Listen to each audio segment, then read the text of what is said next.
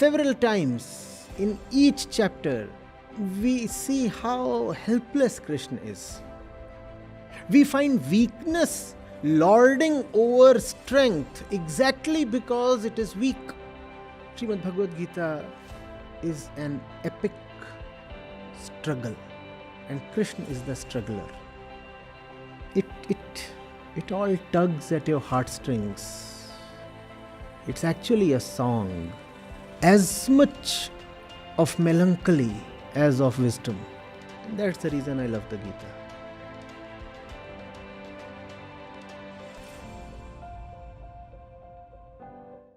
Sir, I have two questions.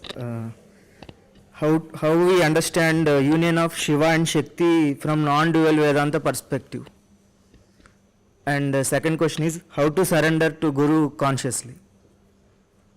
These are symbols. Shakti represents everything in motion, everything that can be experienced, everything that you can think of. Shakti represents the totality of that.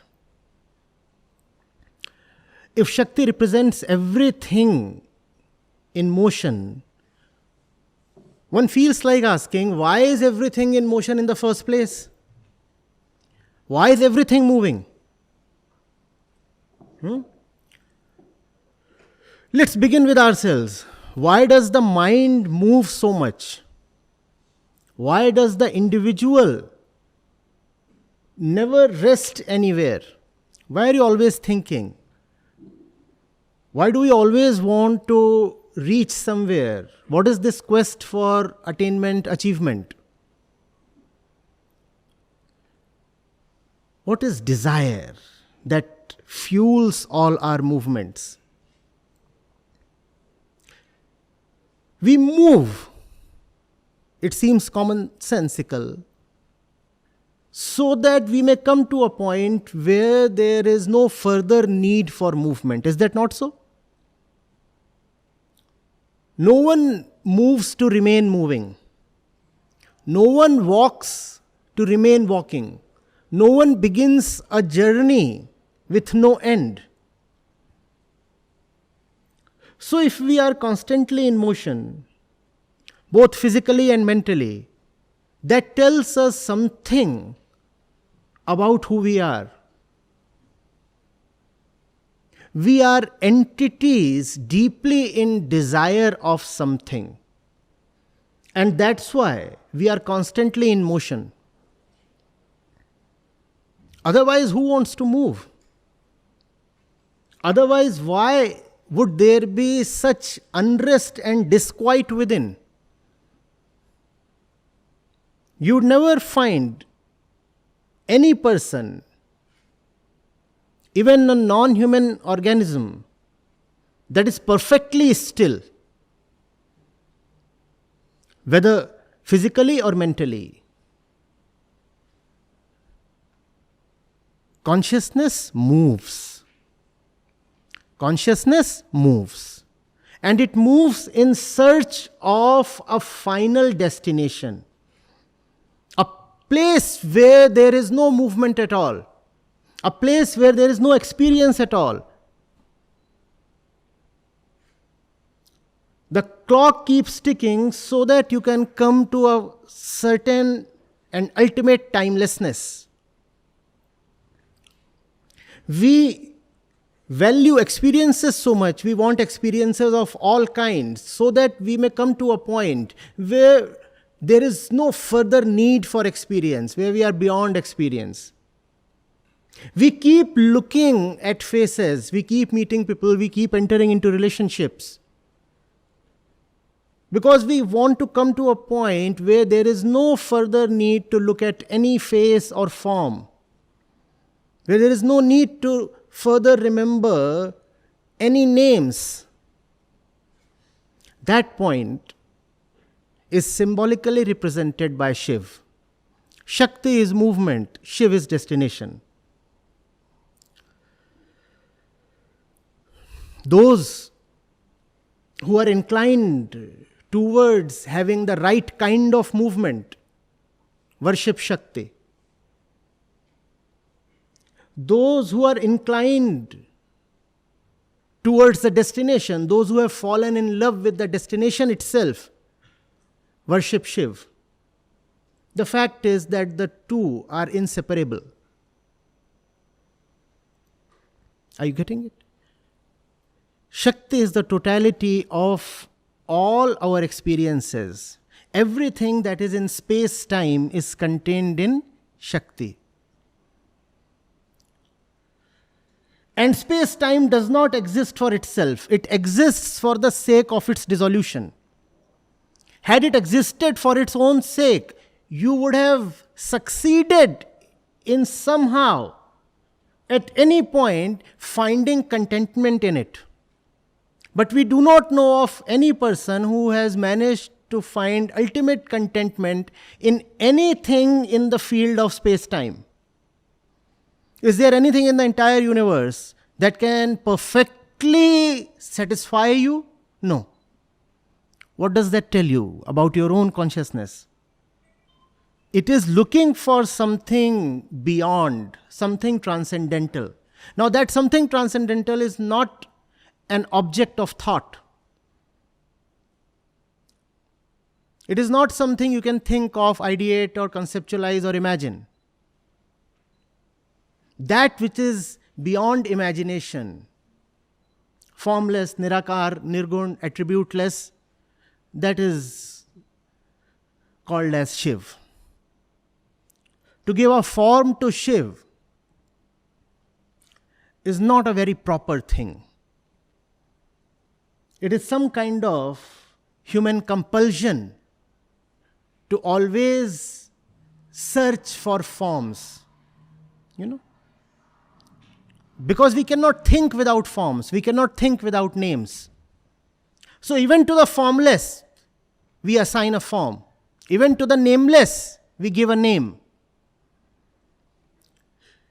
Irrespective of what we do, you must understand that Shiv is the name of the final, nameless, formless, attributeless, shapeless, timeless truth. Why are we calling Shiv as truth? Because by definition, that which is changing, that which does not remain what it appears to be, has to be called as false. There is nothing in the world that remains what it appears to be. In fact, since things are changing every moment, and it takes time for you to perceive anything, therefore, by the time you perceive anything, it has already changed. Has it not? That's the reason why the world is called as false. It is not what it appears to be. Even stuff that we call as factual is actually not factual. Because of the gap between the observed phenomena and the observer's perception, there is a lag. And that lag is sufficient for the observed entity to change. Therefore, what is the truth? Only something that which cannot be experienced. If it can be experienced, it is false. You can understand it further to mean that the experiencer itself is false. Why? Because the experiencer places so much trust in his experience. He says, it is the truth because I am experiencing it. It exists because I am seeing it. It was said because I heard it. Because you heard it, it becomes the truth? Seriously? There are so many of you here, and I suppose I am one person saying one thing, but I am so sure that no less than 200 versions of what I am saying are being heard here right now. The experiencer is false, but the experiencer is just too self-confident. The experiencer says, because I am testifying through my ears that such and such thing has been said, therefore it has been said. I am the proof. No, you are not the proof. Ask your neighbor. He has not heard the same things as you have, even in the last 15 minutes. Are you getting it? That is the reason why Satyam Shivam Sundaram. Shiv is called the truth. Because anything that is within the purview of experience cannot be fully trusted. Hello, sir. Sir, I want to ask a question that what is consciousness? So, how can we say that a system is conscious or not? So, whenever I try to find an answer to this question, so people explain it very abstractly. So I don't find any scientific explanation. So how can we say like there is a stone lying on a footpath? It is conscious or not? So mostly people say that living beings are conscious, whereas non-living beings are not. It is flow of energy. It is flow of energy through space and time, as Albert Einstein also said. So, sir, I want you to explain it in a scientific way. So, yes. Anything that experiences is conscious. Consciousness is the entire domain of your happiness, sorrow, likes, dislikes. Everything that is rising is in the domain of consciousness. Everything that is falling is in the domain of consciousness. Who is the conscious one? The one who experiences. How do you define experience? The urge to not remain who you are. That's what makes an entity conscious. And the process of consciousness is via duality. I do not want to remain who I am using what I am perceiving. I want to change, so I want to use this to change. This is the process of consciousness. The conscious entity is the one that's experiencing this. Experiencing this in order to change. Right? Does the stone have a quest for liberation? It's a far-fetched thing to say. So even if you want to say that every particle in the universe is conscious, then the level of consciousness is extremely low. Who then is a highly conscious entity?